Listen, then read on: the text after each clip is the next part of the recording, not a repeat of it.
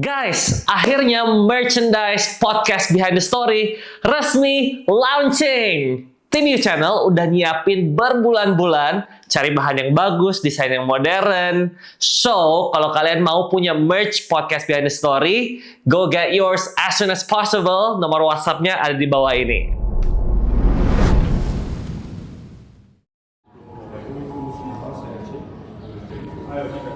Kondisi saat ini ada alarm saat kami jalan, ada alarm.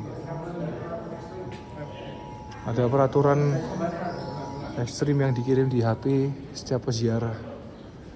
Dalam nama Yesus pasti aman, dalam nama Yesus pasti aman. Haleluya. Amin, amin. Quickly inside, everybody. We can maybe inside. Money. Keep moving. Thank you to come in.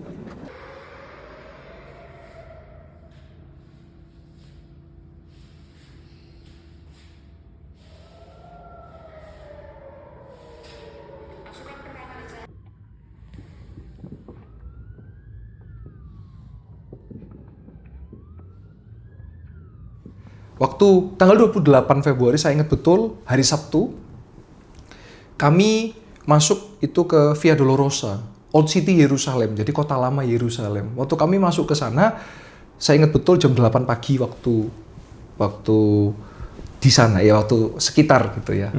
Nah, waktu kami mau ke satu kompleks yang namanya itu Kompleks Al-Aqsa. Di situ ada Dome of the Rock, di mana ada kubah emas. Yeah. Nah, kami nggak bisa masuk, kami hanya bisa melihat. Nah, waktu kami melihat itu, yang sepenglihatan saya, tiba-tiba ada orang-orang lokal itu berlarian. Seperti kayak lari-lari, saya pikir ada apa ini gitu. Saya nggak berpikir negatif, mungkin ya ada apalah gitu. Nah, tiba-tiba HP kami semua, peserta itu tiba-tiba berdering alarm. Tat, tat, tat gitu. Ada alert dalam bahasa lokal, bahasa Ibrani. Saya mau ngomong di podcast ini, jangan kita melihat ini dari sudut pandang agama. Tapi kita mau bicara ini dari sudut pandang bahwa ini adalah politik, masalah politik. Kalau saya mengambil keputusan untuk saya mendoakan kedua belah pihak lah. Oke. Biar Tuhan, bagaimana kedaulatan Tuhan, tapi saya mau berdoa untuk humanity karena saya juga punya keluarga juga Kristen yang ada di Palestina. Gitu. Jadi kita nggak mau, istilahnya kita nggak mau gimana ya, membawa ini kepada sudut pandang agama.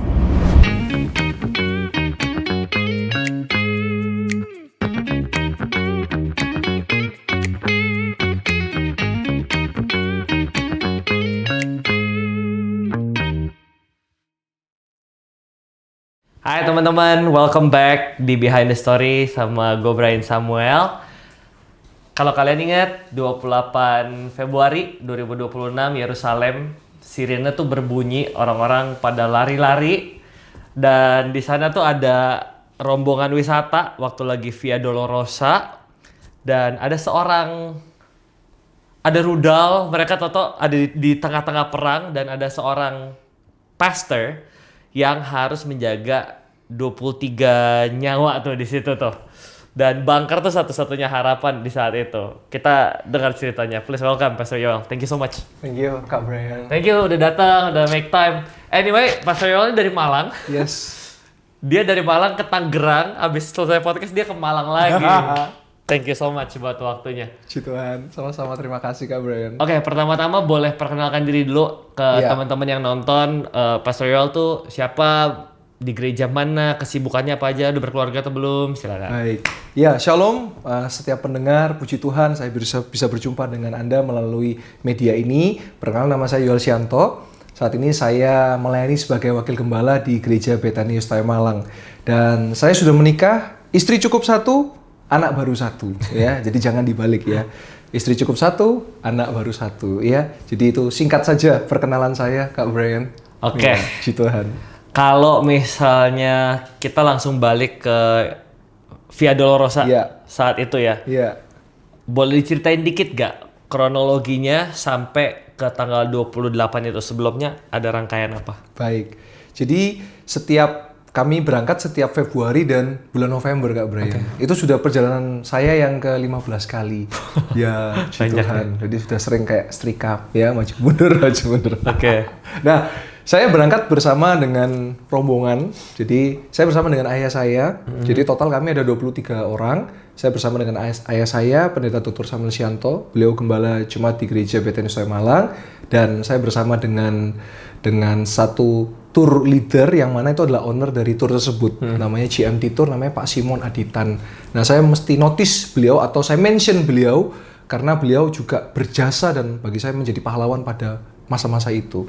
Nah, kami berangkat tanggal 21 Februari 2026. Kami ada yang dari Malang, kami total 23 itu, sebetulnya 20 plus 3 Kak Brian. Jadi 20 peserta, 3 itu 2 pendeta, saya dan ayah saya, dan 1 tour leader atau owner dari GMT Tour.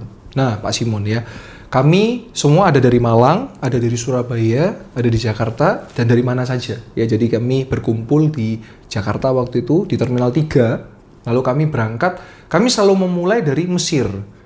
Jadi kami perjalanannya itu dari Jakarta, kami ke Dubai, kami transit, lalu kami ke Kairo, Mesir. Nah, kenapa demikian? Karena kami mau napak tilas bagaimana perjalanan bangsa Israel ketika mereka dijajah, diperbudak oleh bangsa Mesir dan mereka mendapatkan pembebasan dari Tuhan sehingga mereka bisa berjalan akhirnya sampai ke tanah Kanaan, tanah perjanjian. Nah, tanggal 21 kami tiba di Mesir, singkat saja kami melaksanakan semua agenda dengan puji Tuhan dengan lancar. Jadi kami ke satu gereja namanya Gereja Santo Simon, itu yang juga sangat luar biasa kisahnya bagaimana gunung itu berpindah.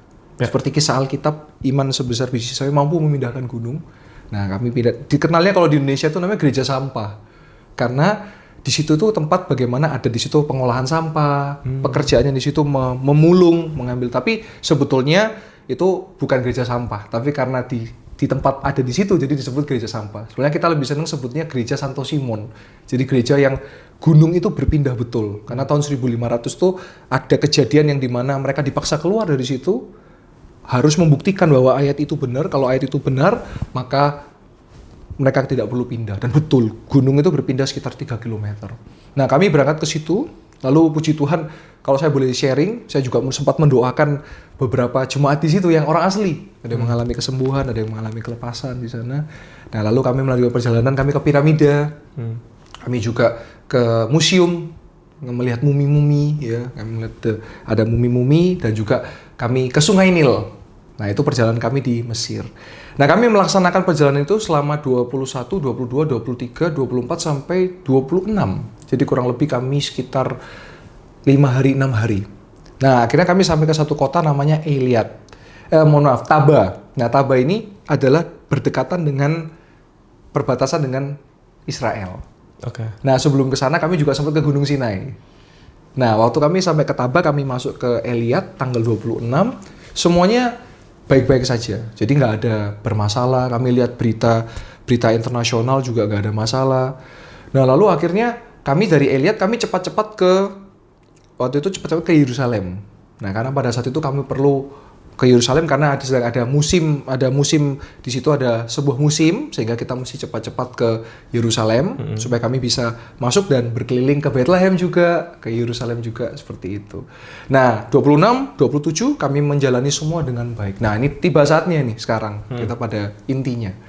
Waktu tanggal 28 Februari saya ingat betul, hari Sabtu kami masuk itu ke Via Dolorosa, Old City Yerusalem, jadi kota lama Yerusalem. Waktu kami masuk ke sana, saya ingat betul jam 8 pagi waktu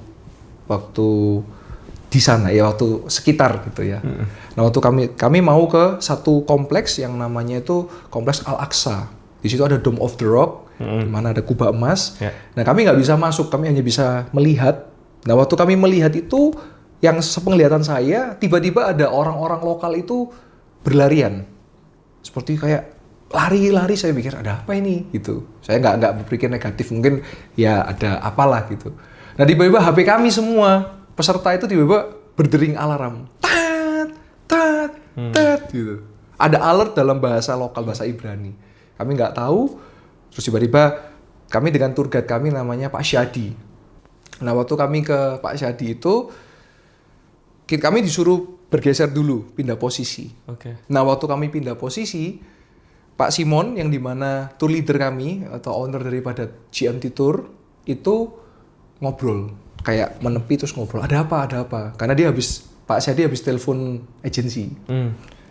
Pertama silent, nggak ada. Kayak tenang gitu.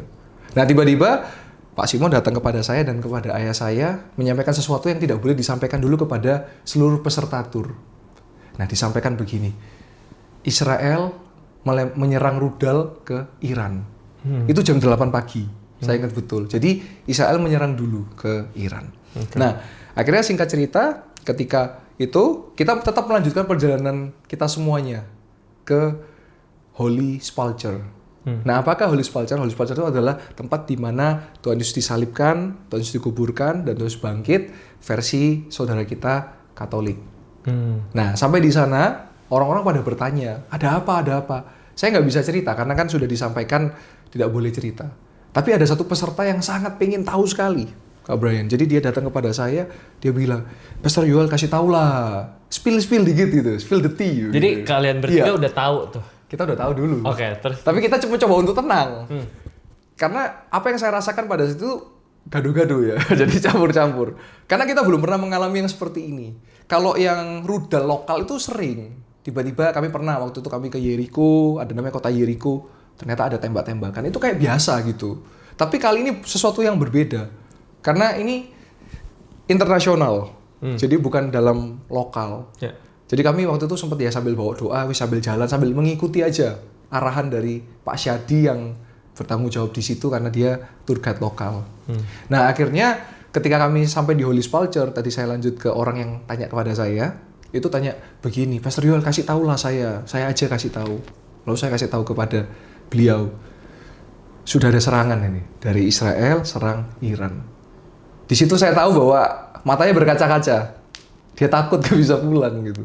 Saya bilang, saya sudah ngomong saya nggak mau ngasih tahu karena Anda pengen tahu, saya kasih tahu jadi mau nangis tuh gitu, takut kan. Nah, setelah saya kasih tahu itu, HP-nya peserta ada notif masuk dari sebuah media berita internasional karena dia mungkin subscribe atau dia mungkin punya gitu. Lalu ketika dia muncul, tulisannya cuma 3 kata, Israel attack Iran. Right. Wow, itu langsung satu grup itu cepat menyebar kan. Ini kita mesti gimana? Akhirnya kita ingatkan tuh tenang. Kita lanjutkan dulu perjalanan, nanti kita ikuti arahan. Nah dari situ jam 8 kita sempat ke Holy Sepulchre sampai sekitar jam 9:30, Kak Brian. Kami ke namanya Garden Tomb. Nah apakah Garden Tomb itu? Garden Tomb itu adalah tempat penyaliban Yesus, kubur Yesus versi Protestan.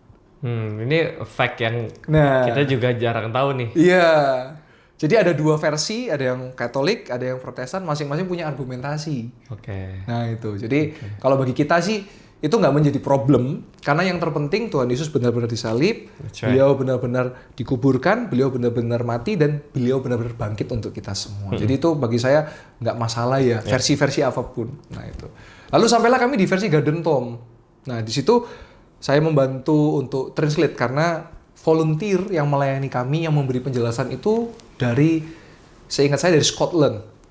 Nah, beliau menyampaikan lalu saya bantu mentranslate dengan ada juga peserta yang bisa bahasa Inggris. Jadi kita saling kayak tag team gitu ya.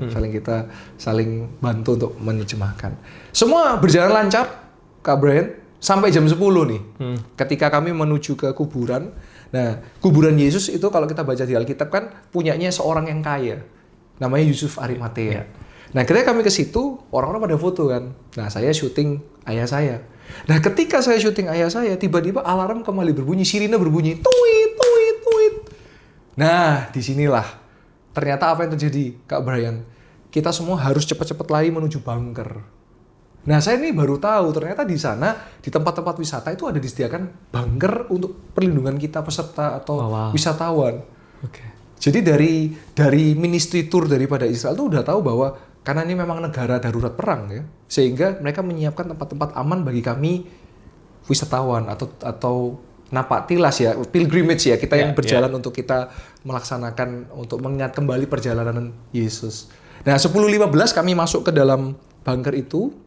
Bunkernya itu kurang lebih sekitar muat 200 orang. Dalam itu saya ada rekamannya, saya waktu itu saya rekam dan saya laporkan juga ke sosial media untuk tujuan saya melaporkan itu untuk menyampaikan bahwa kami ini baik-baik saja. Oke. Karena keluarga kami di rumah, semua pasti panik kan. Karena itu kan langsung jadi headline news, jadi breaking news pada saat itu ya. Nah itu. Terus dari pihak sana panitia menyampaikan, petugas volunteer menyampaikan, harap tenang karena sebentar lagi rudalnya Iran akan sampai ke Yerusalem. Waduh. Jadi counter attack-nya itu hanya dalam kurang lebih 2 jam.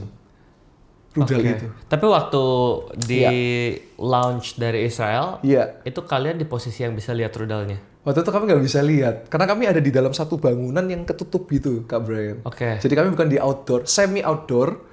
Jadi kami ada di satu bangunan yang kami di situ bisa melihat Dome of the Rock atau kubah emas itu. Oke. Nah, jadi kami nggak bisa melihat rudal itu, hanya menerima laporan bahwa ada darurat emergency alert. Oh, jadi nggak lihat rudal dikirim. Waktu itu kami nggak melihat. Waktu itu ya, Oke. karena nanti dari perjalanan cerita saya akan menceritakan bagaimana kami melihat. Oh, akhirnya. Akhirnya kami lihat. Oke. Nah itu juga sempat tertangkap Oke, oleh sebelum lanjut ceritanya, boleh Iya. tolong gambarin nggak, Iya. Pastor, tentang situasi saat itu, Iya. waktu dapat alert, akhirnya dikasih tahu nggak ke seluruh Kita dikasih tahu rombongan? semua. Akhirnya dikasih tahu. Iya.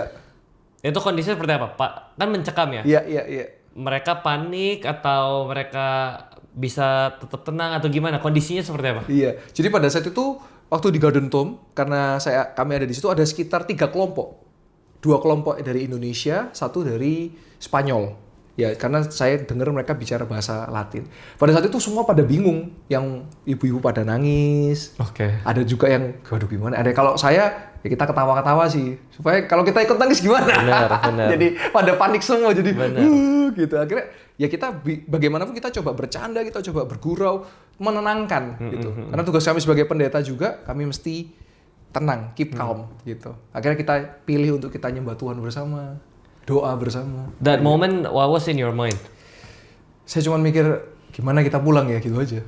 Gimana membawa mereka pulang dan saya juga pulang, kami pulang, itu aja. Nggak mikir yang lain, tapi nggak ada kepikiran mati sih, Kak Brian. Oke. Karena saya punya satu prinsip hidup begini, kalau waktunya mati, pasti mati. Tapi kalau belum waktunya mati, sekalipun rudal itu ada di atas kepala kami nggak mati. Oh, lebih pusing. Ini pulangnya ribet nih kalau ada perang. Oke. Betul. Oke. Karena kalau saya kembali lagi saya berpikir kalau waktunya mati, Ya. saya di kamar mandi kepleset aja bisa mati, Ya. gitu kan. Sebab itu kita nggak kepikiran ke situ, lebih ke how kita bisa Oke. exit. Kayak gitu. Di bunker yang pertama tuh Iya. berapa lama di sana? Kami masuk 10.15, kami baru bisa keluar jam 12. Karena tepat pada 11.15, jadi 1 jam setelah kami masuk bunker, rudal itu menghantam dan kami dengar betul kayak dar gitu.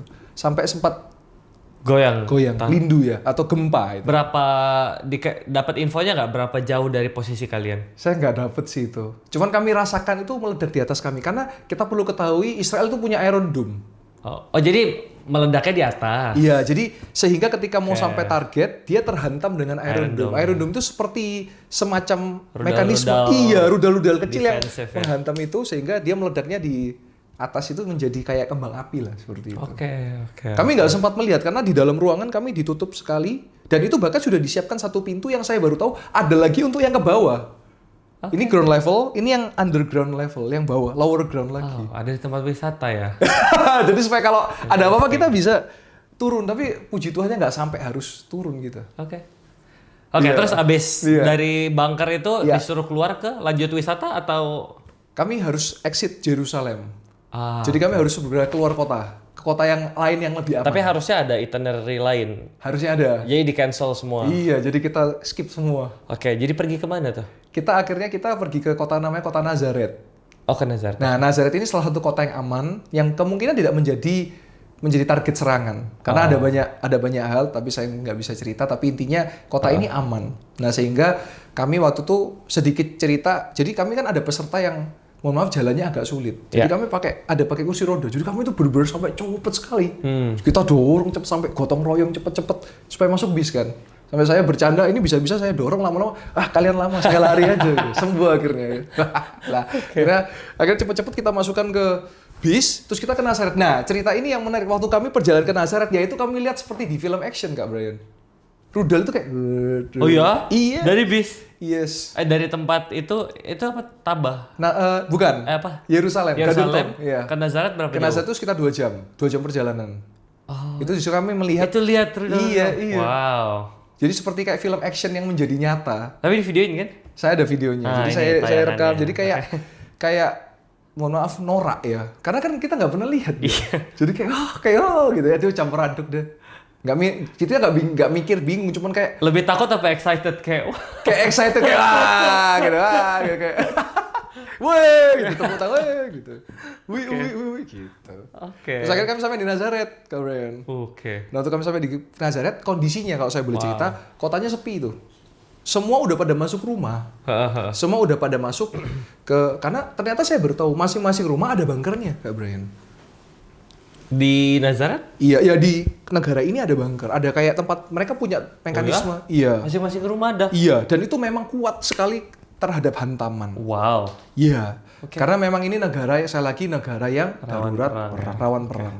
Nah, waktu kami sampai Nazaret, walaupun rudal itu berterbangan, perut nggak boleh ditinggal. Kita lapar. Jadi perut udah keroncongan, udah kerucuk gitu. Sehingga kami makan dulu di sebuah restoran. Nah, kami makan di restoran Italia. Oke. Jadi makan spaghetti.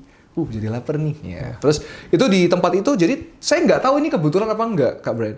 Tempatnya itu seperti bunker lagi, tempat restorannya itu. Oh iya, Kak. Mungkin supaya kalau kita makan ada apa-apa aman ya. Tapi emang itu Bukan bunker sih. Oh, tapi bukan. memang struktur bangunannya itu batu dia. Oke. Kayak batu, jadi saya nggak tahu apa kebetulan atau tidak, atau memang itu estetika interiornya. Nah terus setelah itu kalau kita tahu Nazaret ini kan kotanya Yesus sama kota Maria Ibu Yesus ya, Bunda Maria. Nah di situ kita sempat mampir ke tempat tinggalnya Maria yang asli, Darah Maria, yang dimana jadi gereja sekarang. Di situ kalau sedikit fakta, ada gambar-gambar Bunda Maria versi seluruh dunia. Ada versi Indonesia ada, versi negara lain juga ada.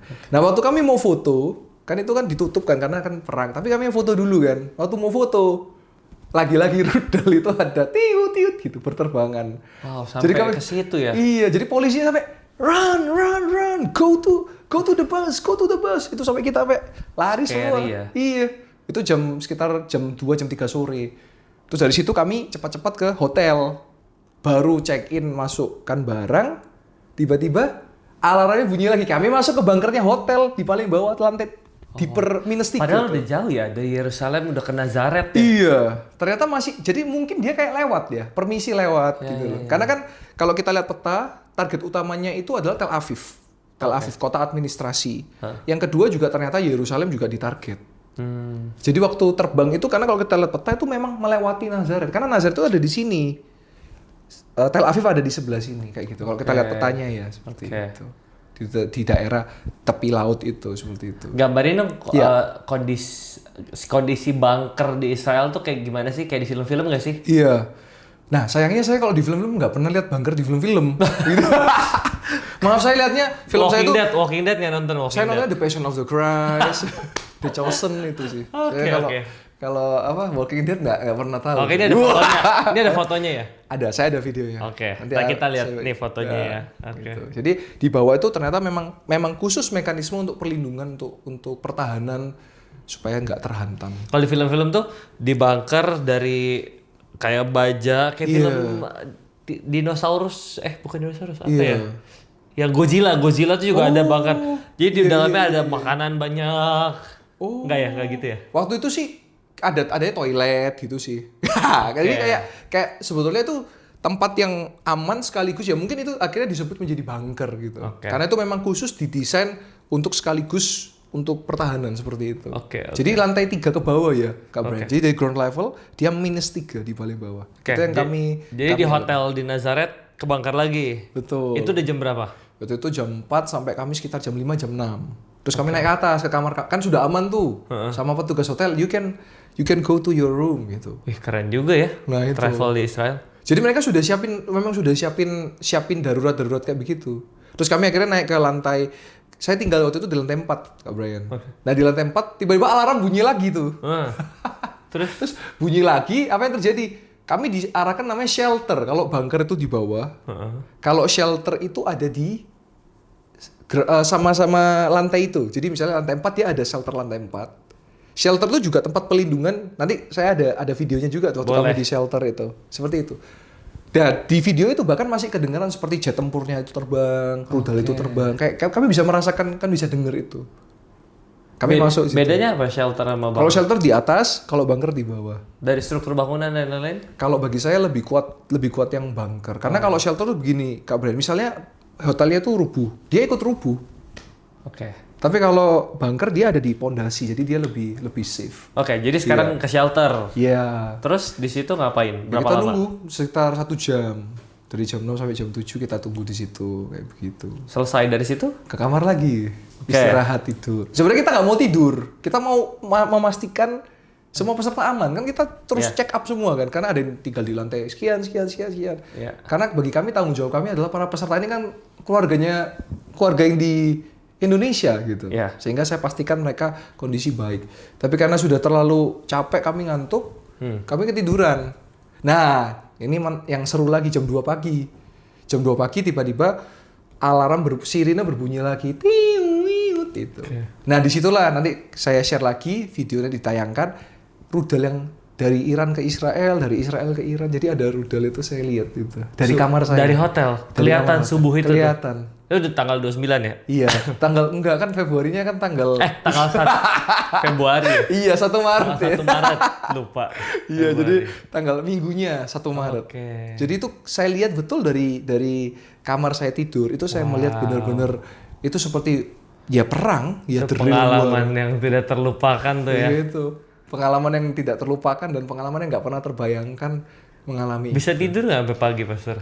Nah, dari situ kita sempat mau ke shelter lagi, Kak Brian. Nah, sebelum ke shelter saya bilang ke ayah saya, kan saya sekamar dengan ayah saya. Iya. Bentar Pak, saya rekam dulu.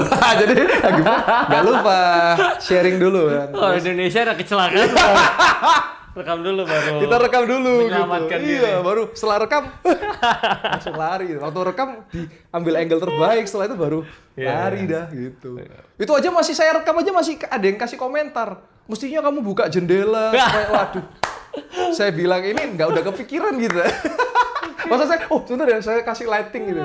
Ya, kamera videonya jadi tapi saya dar gitu. Oke. Terus akhirnya kami cepet-cepet ke shelter, terus karena udah nggak kuat kami kembali ke kamar, tertidurlah kami. Lalu kami bangun jam 6 pagi, kami melihat berita, yaitu berita yang sama saya dunia tahu, pemimpinnya Iran selesai meninggal itu. Momen itu. Iya. Oke. Nah pada saat itu ketika 1 Maret hari Minggu itu mulai melandai sedikit karena mungkin sedang berduka ya di sebelah sana berduka. Jadi momentum kami untuk cepat-cepat kami keluar dari Israel.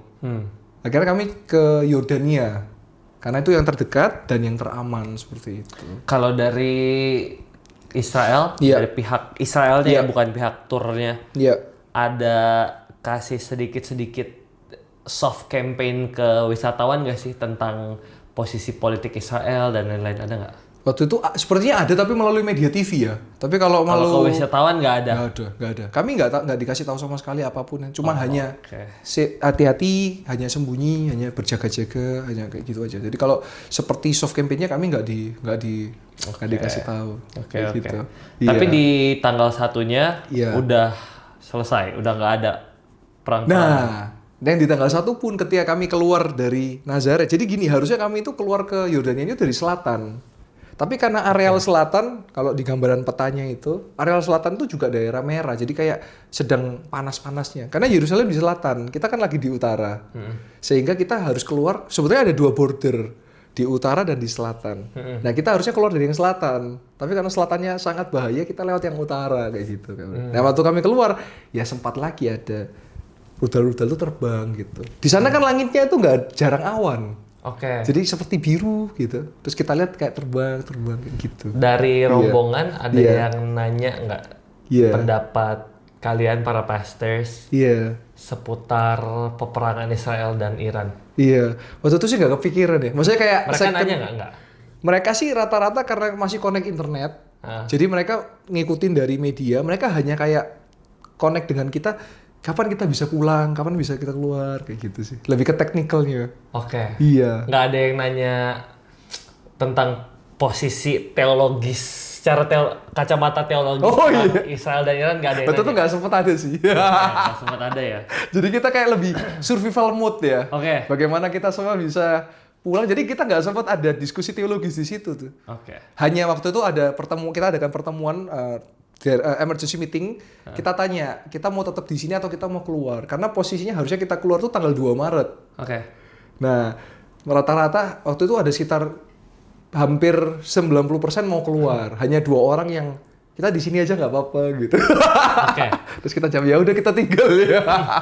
Kita boleh Iya. jam ke situ sedikit kali ya? Boleh. Oke. Boleh. Kan Pastor udah Iya, ke Israel 15 kali, Yes. terus you went to theological Iya. seminary, Iya. udah S2 juga ya? S2? Iya, S2. Oke, what do you have in mind Iya. tentang konflik yang terjadi? Iya, ya itu pastinya kan sudah dibahas juga oleh banyak hamba Tuhan, oleh banyak teolog pendeta. Ya memang Timur Tengah ini menjadi pusat sentral daripada nanti second coming itu, Kak Brian. Jadi memang firman Tuhan bahkan di Matius pun Tuhan Yesus sudah mengatakan nanti ada perang, melanda dan lain sebagainya. So kita sedang berjalan dalam nubuatan itu sebetulnya. Oke. Kita hanya bisa berdoa. Kalau saya sih lebih senang kita berdoa buat kedamaian Israel, berdoa juga kedamaian untuk Palestina kayak begitu.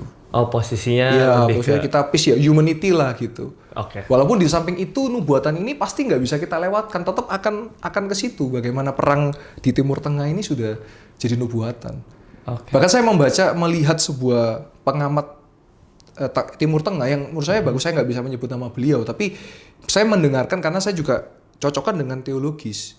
Misalnya kayak ada satu opsi namanya itu zero sum game ya, atau zero sum game yang artinya itu sudah harga mati, nggak bisa didiskusikan lagi. Nah kalau kita berkaca di Alkitab, memang ya sedang mengarah kepada nubuatan di Timur Tengah ini kayak gitu, Kak Ray. Oke. Artinya iya. Saya boleh tanya Iya. menyimpang dari kejadian itu ya? Iya. In your perspective, Iya. yang Pastor Yoel pelajarin, Iya. penyertaan Tuhan sama Israel itu Iya. untuk selama-lamanya Iya. atau dalam konteks sampai Yesus lahir. Iya. Nah itu sering ditanyain tuh. Baik. Atau mungkin pertanyaan yang korelasinya sama, apakah bangsa Israel sekarang sama dengan bangsa Israel dulu kayak gitu kan? Ada make sense. correlationnya kan? Iya. Kalau saya melihat di Alkitab, mungkin ini bisa berbeda-beda pandangan, tapi Ya. kan kita discussion ya. Discussion. Kalau pandangan saya, ketika Tuhan berjanji bahwa Israel adalah biji mata Tuhan, maka keturunannya pun sampai kapanpun dia Tuhan akan pelihara sampai pada selesai masanya kayak begitu.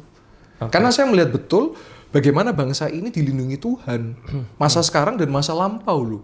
Kita melihat bangsa ini itu sudah mengalami banyak sekali terpaan. Mulai diperbudak Mesir, mulai juga mengalami bagaimana mereka berputar-putar di padang pasir, terus juga bagaimana mereka juga dibuang ke Babilonia, ya, pembuangan Babel, dan bagaimana juga mereka menghadapi kekaisaran Romawi dan lain sebagainya, perang dunia. Tapi tetap eksis. Maka saya melihat itu campur tangan Tuhan. Nah, saya boleh bandingkan ini apple to apple masa zaman sekarang. Ketika rudal itu ada, Kak Brian, daerah sekitarnya itu terdampak loh. Uni Emirat Arab, Dubai dan Abu Dhabi itu terdampak. Lalu juga seperti Qatar juga terdampak. Lalu Lebanon, Kuwait sekitarnya terdampak. Hanya banyak negara Israel ini yang tidak terdampak. Maksud dalam arti itu Paling secure ya? Iya. Karena waktu saya di situ misalnya ada berita katanya ini kena ledakan. Padahal saya ada di sekitar dekat situ. Padahal saya nggak melihat itu ada. Begitu. Misalnya kayak apakah Tel Aviv hancur?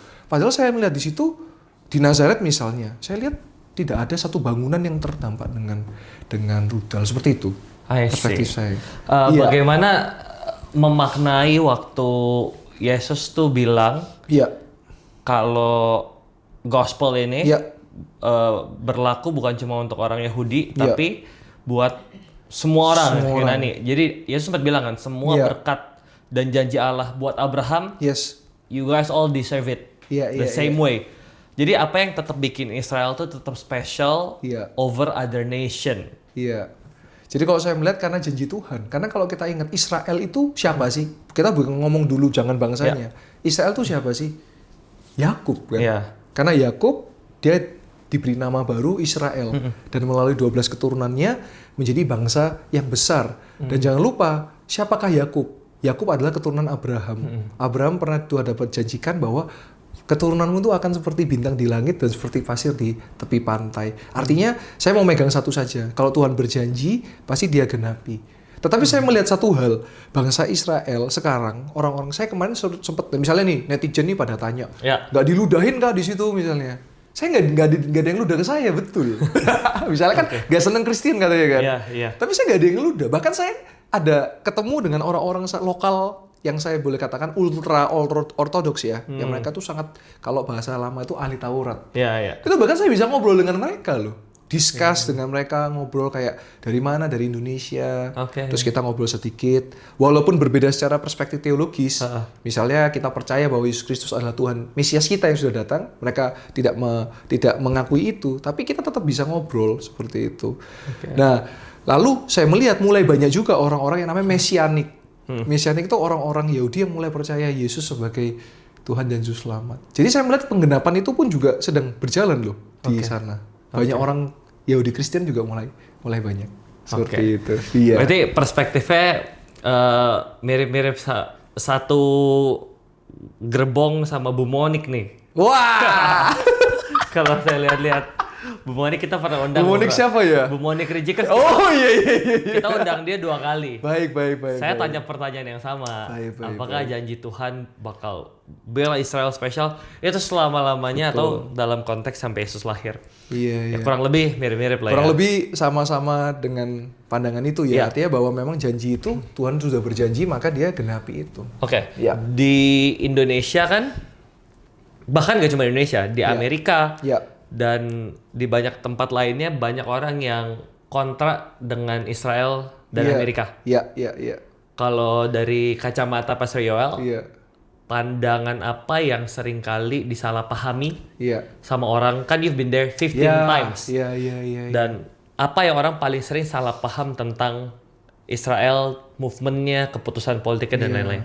Nah, saya pernah suatu kali saya juga ngobrol di sebuah podcast, yang mana ini podcastnya malah bukan podcast orang percaya atau bukan podcast orang Kristen ya. Oke. Jadi ini podcast yang umum dan di situ mereka mengundang saya karena saya sebagai pendeta, mereka minta pandangan secara general atau secara netral gitu ya. Kalau saya tuh melihatnya begini, kita mesti bedakan bahwa ini konflik politik bukan konflik agama. Right. Iya kan?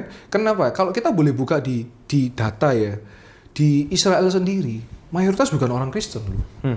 Bahkan mereka itu 90% Jewish, Yahudi.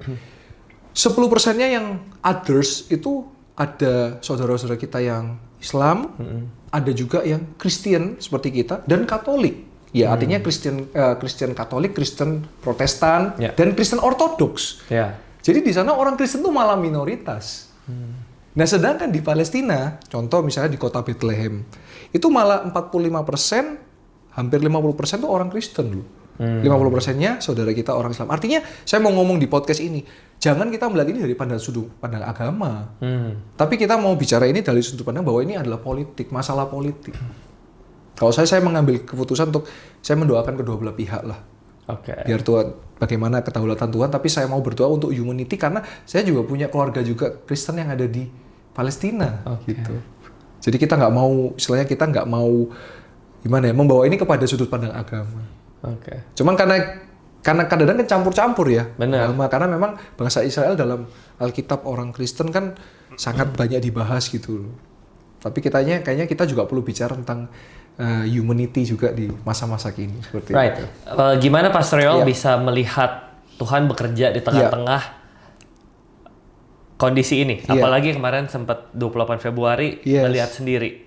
How do you see Tuhan bekerja? Iya, jadi saya waktu perenungan waktu saya selama mengalami itu hingga saya bisa kembali ke Indonesia dengan selamat, karena itu juga bagi saya itu miracle ya, mujizat. Karena mungkin yang di Indonesia mungkin mengikuti, ada juga grup-grup lain yang juga mereka speak up di sosial media tuh. Mereka terjebak, mereka mengalami ini. Waktu kami di Yordania itu ada sekitar 11 grup yang stranded dengan jumlah 200 peserta jiwa, 200 jiwa termasuk kami. Nah, kami apresiasi kepada embassy ya, duta besar yang ada di Jordan. Kami terima kasih karena mereka fast respond. Kami dilayani dengan baik dan kami diarahkan untuk kami bisa pulang bagaimana. Karena jadi kami ini baru tahu bahwa satu-satunya jalan pada saat itu untuk kembali ke Indonesia melalui Dubai, Abu Dhabi dan Qatar. Sedangkan ketiga negara ini ketiga tempat ini sedang Terdampak, terdampak ya. perang. Kayak airportnya di Dubai itu parah banget Iya, gitu. iya. Sehingga kami nggak bisa pulang. Kami hanya misalnya Emirates bilang tanggal sekian, nggak bisa tanggal sekian, nggak bisa. Akhirnya kami terus digantungkan. Tapi puji Tuhan, pemeliharaan Tuhan ada bagi kami selama kami di sana. Akhirnya kami pulangnya singkat saja, kami lewat Mesir, Kairo, kami ke Istanbul, Turki. Dari Turki kami ke Singapura. Dari Singapura kami baru ke Jakarta, ke Surabaya, kayak gitu. Nah, saya melihat apa yang saya renungkan itu adalah Roma 8 ayat 28. Bahwa dalam segala sesuatu Allah turut bekerja mendatangkan kebaikan Ya. bagi setiap kita yang mengasihi Dia. Jadi bagi kami ketika kami di sana kami nggak merasa itu apes ya. Nah karena ada orang kayak begini, puji Tuhan saya nggak jadi berangkat. Kalau saya berangkat saya kena rudal. Betul. Kalau bagi saya kalau saya nggak kena rudal saya nggak akan ada di sini kan. Bener. Roma 8:28 Roma ya. 8:28. Jadi waktu saya juga ada di podcast yang lain, saya ada di media yang lain, saya bilang kepada mereka, ini namanya blessing in disguise. That's right. Berkat di tengah keterpurukan, berkat di tengah situasi. Saya melihat bahwa berarti Tuhan tuh baik loh, gitu loh. Kadang-kadang kita tuh berpikir kayak, ya, padahal ternyata di balik itu Tuhan punya rencana. Saya bersyukurnya apa? Saya juga diliput beberapa TV nasional. Oke. Di situ saya nggak malu untuk ngomong bahwa Tuhan Yesus melindungi kami. Oh, Artinya di nasional Tuhan tahu, orang tahu bahwa Yesus adalah Tuhan. oke. Nah, jadi bagi saya mereka yang nggak jadi berangkat, Tuhan turut serta. Kami yang ada di sana terjebak, Tuhan juga turut serta bagi kami. Itu yang kami rasakan. Jadi dalam situasi seperti ini, Iya. apa peran iman secara praktis? Iya. Peran iman secara praktis itu apa? Kalau peran iman yang secara praktis yang kami rasakan, kami percaya bahwa pasti kami hidup dan kami pulang, itu aja. Hidup dan pulang, hidup dan pulang. Oke. Tetap kami melangkah karena kami di sana situasinya kami kan harus survive kan. Karena setelah tur itu berakhir maka kami kan harus jadi makan sendiri-sendiri. Ya. Tinggal istilahnya secara itunya sendiri-sendiri, secara ekonominya sendiri-sendiri kan. Ya. Otomatis kan ya puji Tuhan misalnya ada yang kekurangan akhirnya saling bantu saling berkati. Jadi terasa sekali kekeluargaan dalam Kristus. Ini seperti pada zaman kisah para rasul. Jemaat mula-mula saling menjual rumah untuk berbagi dengan satu lain. Dan saya melihat juga, saya bersyukur karena saya tuh sebenarnya ada satu dream. Apa itu? Ke Turki. Oh iya. My belum. dream. Belum pernah. Oke. Jadi karena kejadian itu saya jadi ke Turki. Oke. Setidaknya menginjakan kaki di Istanbul. Lihat Iya. lah ya. Kalau di Turki kan ada 7 gereja ya, yang perjalanannya Paulus ya, seperti Ya. Efesus, terus seperti ada Korintus, nah itu. Oke. Jadi kami bersyukur bahwa setidaknya saya bisa menginjakan kaki di Turki. Blessing in disguise. Blessing in disguise ya. Di saat itu terjadi, doanya apa sih ke Tuhan? Tuhan, kami mau pulang gitu. Doanya itu aja. Itu aja. Ya? Iya. Kami mau pulang. Biar bisa pulang. Gitu. Iya, Tuhan kami mau pulang, mau ketemu. Itu aja sih. Pas bisa pulang, how do you feel? Ya, kalau saya itu lebih memaknai bahwa nggak perlu takut lagi dalam hidup. Saya boleh ngomong begini Kak Brian ya. Mungkin bahkan di ruangan ini tim kru yang ada belum pernah ada yang mengalami rudal di atas kepala, hanya saya yang di ruangan. Benar. Artinya kalau rudal itu aja Tuhan luputkan, apalagi yang lain. Tuhan pasti lindungi. Jadi udah nggak ada ketakutan dalam kehidupan ini. Kayak ya percaya aja, kayak selalu ada Immanuel, Allah besar. Bahkan yang lebih greater lagi, Iya. kena rudal pun you know where to go. Iya, Right? iya, Kayak iya. That's even greater ya. Iya, betul. Grace. Yes, anugerah Tuhan, penyertaan Tuhan. Jadi kita tuh nggak boleh gini loh, Kak Brian.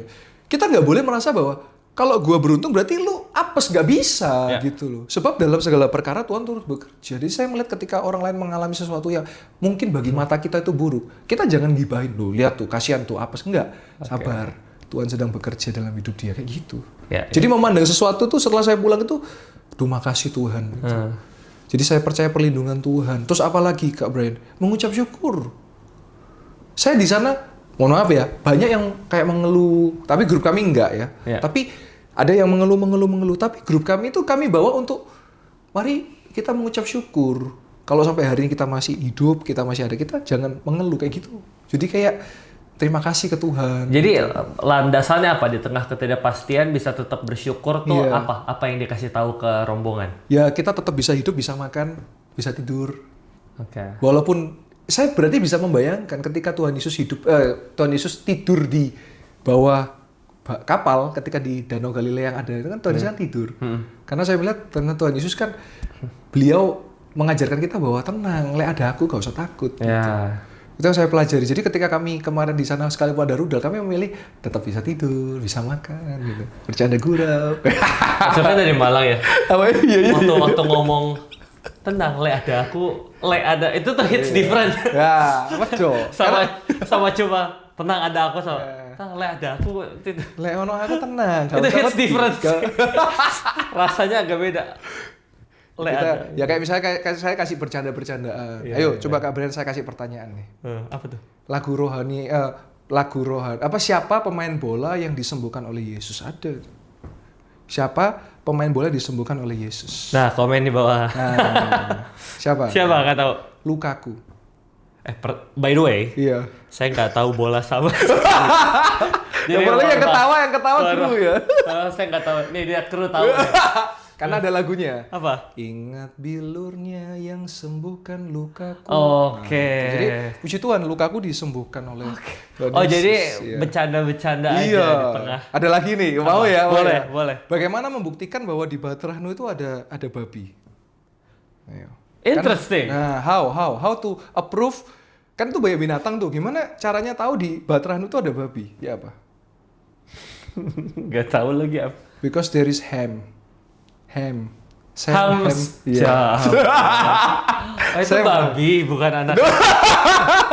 Sam Ham Yafet. Ya mungkin dari situ terinspirasi jadi daging ham. Gitu. Wow. Terakhir. Apa?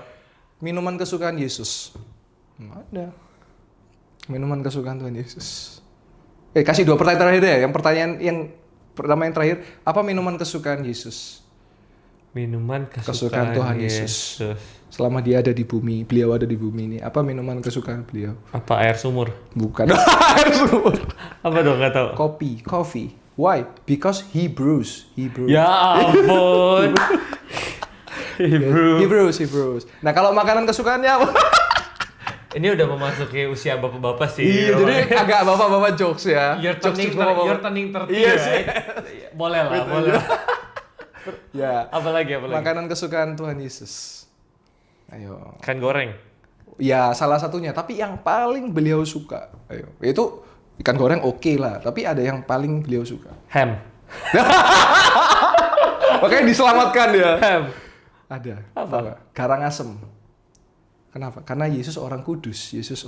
Ya ampun. Yesus Soto orang. kudus. Garang asem. Jadi orang Jadi- Jawa Tengah. Tuhan Yesus itu orang Jawa Tengah. Karena Jadi- orang kudus loh. Pastor Hill tuh pastor jenaka gitu ya.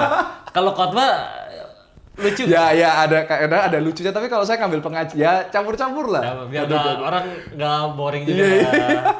Oke. Di YouTube ada kan khotbahnya? Ada. Di Betani Estaya Malang. Ntar saya tonton. Saya belum tonton soalnya. Iya. Oke. Baik. Sekarang kita move on ke your personal life ya. Yes, baik. Kenapa mau jadi Hamba Tuhan, pendeta. pastor? Apa karena bokap pendeta? Ya. Or apa? Nah, ini yang selalu orang karena kan papanya pendeta, makanya anaknya jadi pendeta. Kalau saya bilang itu, saya mohon maaf nih. Bagaimana dengan orang kalau misalnya ini sorry banget. Ya. Misalnya kalau dengan penjahat, masa anaknya juga jadi penjahat? Nah, artinya kan itu kan satu logical fallacy ya, satu pemikirannya. Kalau anak pendeta jadi pendeta, kata siapa? Nggak semua anak pendeta jadi pendeta. Bahkan saya boleh bilang sebelum saya lanjut, anak-anak pendeta itu malah yang jadi sasaran empuknya iblis loh. Betul. Saya kasih fakta ini berdasarkan riset penelitian saya, observasi saya. Kalau nggak masalah perceraian, korupsi, narkoba, dan hal sebagainya yang najis yang nggak baik. Karena I got something dari Alkitab. Kalau kita sebagai anak-anak hamba Tuhan yang dapat panggilan loh ya, karena ini bicara calling Kak Brian. Saya jadi anak pendeta itu bukan karena ayah saya pendeta. Saya nggak pernah pikir jadi pendeta loh. Saya itu dulu punya mimpi tahu jadi apa? Apa? Jadi apa? Saya kepingin jadi artis, jadi aktor. Oh iya kak. Kayak Korea tuh. Iya mirip. Wah, Mirip. Korea banget kok. bahasa Koreanya apa namanya? Jagung apa? Atau enggak? Jagung susu keju apa bahasa Koreanya? Ada. Jasuk ya? Bukan, loh itu Jepang. Oh, apa kalau tuh? gungsuju kalau Korea. Gungsuju, jagung Ya, susu. bener juga belakangnya dong. Kalau Jasuke itu Jepang. Kalau Korea gungsuju. Jagung Gungsuju. susu keju. Bener. Luar biasa loh kita. Iya. Nah, Pintar ya. Itu dapat dari mana jok-jok begitu tuh?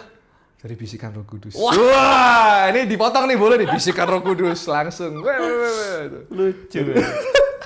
Nah, jadi saya dulu tuh kepingin jadi aktor karena dulu sempat juga running kayak di YouTube gitu loh Kak Brian. Konten apa? Syuting. Waktu itu bikin film-film pendek, short. Kan waktu itu era-era saya itu kan lulus SMA 2015. Itu era-eranya YouTube sedang berkembang short film, nggak belum podcast kayak hari ini. Masih short film, video lucu. Zaman-zaman Chandra Liao lah ya. Iya, itu ya salah satunya itu. Nah, dan nama-nama lain. Kalau saya boleh mention, ini dulu teman saya, nggak tahu masih ingat saya apa nggak, Devina Aurel. Ya, sama tuh anak UMN juga. Oh iya kan? Nah, itu Chandra dulu Liao, Devina. Devina Aurel, jangan lupa saya. Iya. Ini beliau ini dulu teman gereja. Oke. Bahkan orang tua beliau tuh hamba Tuhan. Oke. Jadi ceritanya saya bisa mention. Nah, Oke. terus saya juga punya mimpi lain. Jadi saya tuh banyak ada 3 nih. Satu, saya mau jadi aktor, artis, jadi kayak entertainment. Oke.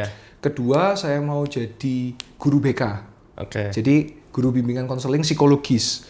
Karena apa? Karena menurut saya SMA ini adalah masa-masa untuk seorang itu mereka penting sebelum mereka kuliah atau kerja atau nikah. Kan 3K atau kuliah, kerja, kawin. Kuliah, kerja, kawin. Nah, itu kan. Nah, sebab itu SMA ini penting pondasinya. Nah, saya mau revolusi kenapa? Karena waktu SMA kalau Kak Brian dipanggil guru BK, apa yang kita rasakan? Takut What wrong? dulu. Takut. Apa? Aku salah apa? Salah apa aku? Gitu kan? Aku salah apa? Gitu. Pokoknya serba salah padahal belum tentu. Padahal memang ya bisa jadi parah banget salah gitu ya. Maksudnya belum tentu biasa, parah banget. Nah, jadi saya mau merubah itu supaya saya mau rubah image itu. Kan guru BK itu kan biasanya senior-senior. Nah, sekarang kenapa nggak guru BK stylish, fashion, keren, cool. Nah, itu kan. Tapi nggak kejadian. Terus sampai yang ketiga dulu tuh karena dulu sebelum saya nikah itu saya dulu 6 pack. Sekarang 1 pack ya. Karena artinya bahagia, biar senang, makan bersama. Bagus nih. Nah, itu. Kalau kata orang susunya pas. Kalau kata orang-orang. Ini acara apa ini?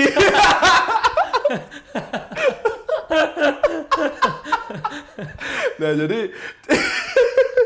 jadi dulu saya tuh mau, karena dulu jadi gini, waktu saya kecil saya gemuk, terus saya sempat kurus, akhirnya saya mau jadi kayak nutrisionis namanya. Jadi yang nyusunin ini apa makanan-makanan itu, nggak tahu ya akhirnya kembali lagi ke ya bor lagi. Nah, itu semua mimpi-mimpi saya Kak Brian. Lalu tiba-tiba di tahun 2016, jadi sedikit ini ada cerita karena ada kaitan dengan ayah saya. Saya mau agak panjang banget ya. Ini panjang, masih panjang nih, panjang ya. Nah, jadi ayah saya itu dulu penginjil. Iya. Nah, beliau itu penginjil, sebelumnya beliau bukan penginjil, tapi beliau businessman. Lalu beliau mengalami, saya harus ceritakan ini karena itu nanti sampai ke titik saya. Jadi beliau itu dulu punya 3 anak sebelum saya. Jadi beliau tuh menikah tahun 90, lalu tahun 92 itu punya anak perempuan, jadi cece saya, 93 punya lagi cece saya, 95 koko saya. Jadi 3 anak. Namun apa yang terjadi? Wah, 3 anak ini meninggal semua. Jadi dari 7 hari meninggal. Jadi sampai ibu saya itu merasakan kehilangan karena sudah disusui, meninggal. Sakit kuning namanya, G6PD penyakitnya itu. Nah, lalu ayah saya, ya saya berpikir wah ya luar biasa ayah dan ibu saya. Orang-orang udah mengatakan ini, udahlah daripada punya anak lagi, adopsi aja atau angkat anak aja. Kamu udah 3 kali loh, bayangin. 2 meninggal 7 hari, yang ketiga gugur dalam kandungan 6 bulan. Tapi beliau punya satu tekad yang luar biasa. Gimana jadi ambil anak nggak? Apa yang beliau katakan? Beliau katakan. Ini dalam bahasa Jawa nih, meteng terus. Nah, meteng itu artinya hamil terus. Jadi mereka memutuskan untuk tetap cetak gol dan gaspol. Nah, lalu ketika yang keempat ini jadi ayah saya itu bernazar, nazar. Tuhan, kalau anak keempat lahir, saya mau melayani Tuhan. Lahir sehat mau melayani Tuhan.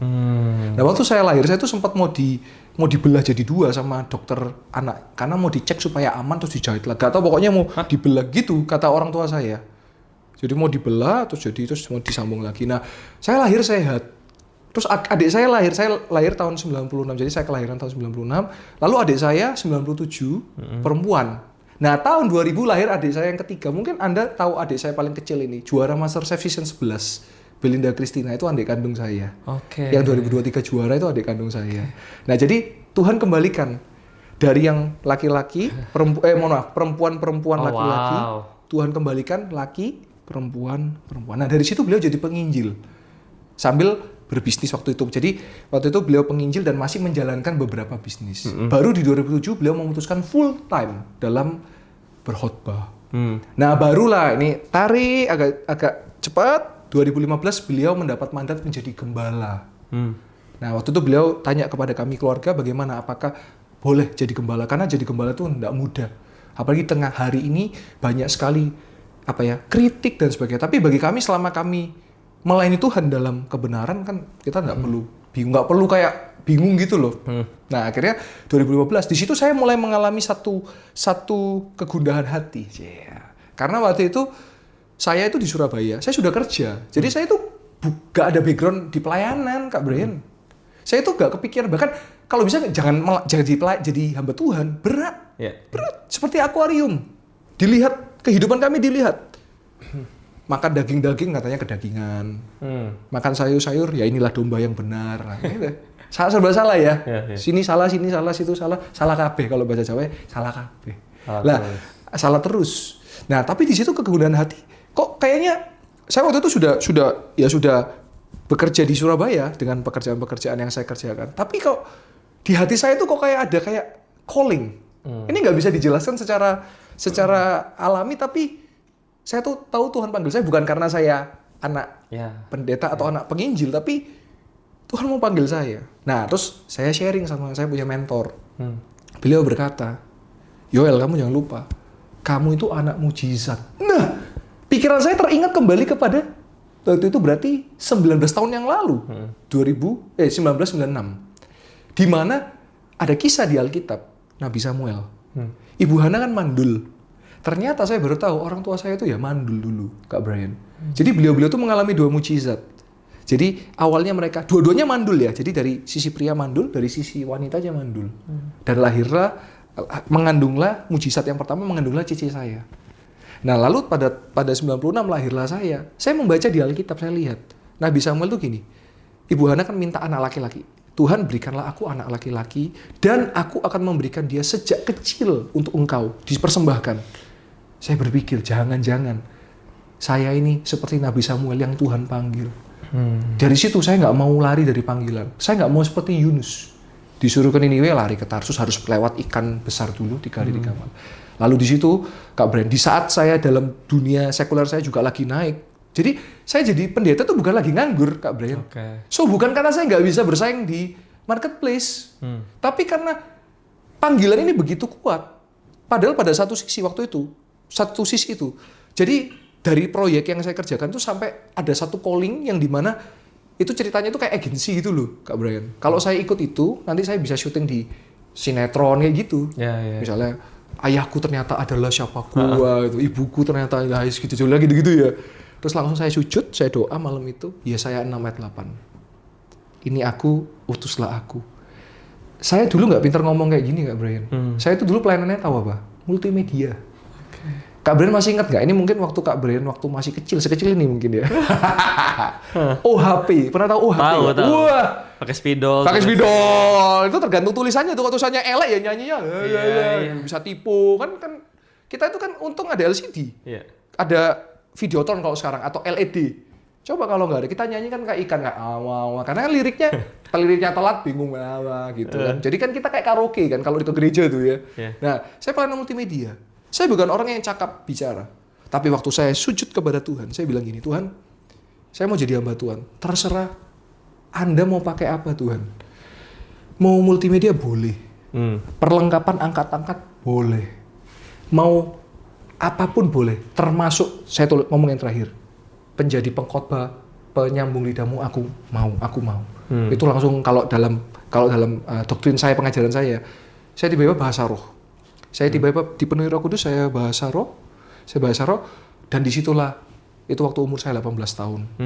Dan disitulah the rest is history. Tiba-tiba ada aja undangan-undangan khotbah, padahal saya nggak pernah khotbah. Sampai hari ini, Tuhan pakai saya untuk menjadi penyambung lidah Tuhan. Gitu. Wah.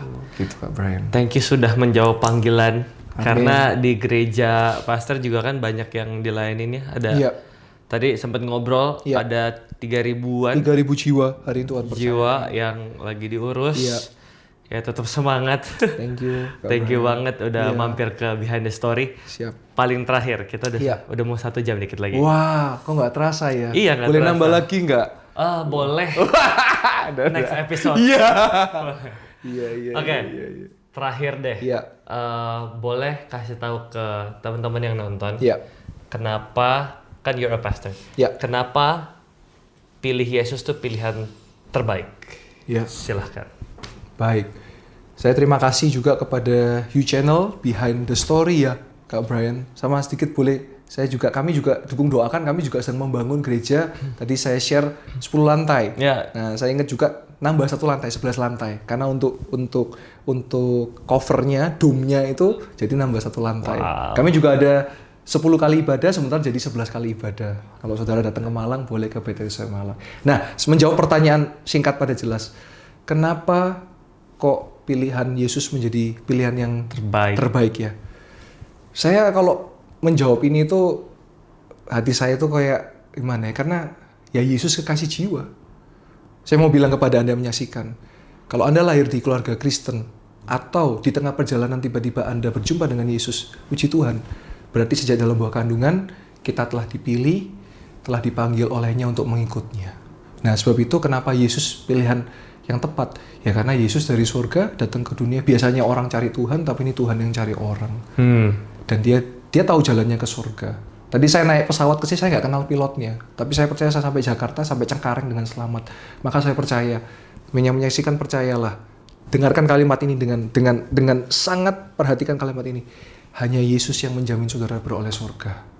Hanya Yesus yang menjamin Anda beroleh surga. Terimalah Yesus, karena Yesus Tuhan yang hidup, Dia juru selamat kita, dan Dia menyediakan tempat bagi setiap kita. Sekali Yesus, selamanya Yesus. Amin. Tuhan Yesus memberkati. Thank you sudah berbagi Thank you, cerita. Kak Brian. Good to see you, Pastor Yoel. Amin. Terima kasih. Teman-teman, thank you so much. I'll see you guys di next episode. Bye everyone. Hai guys, thank you so much udah nonton episode BTS kali ini. Kalau kamu butuh didoain, butuh teman cerita, please feel free chat WhatsApp kita di sini.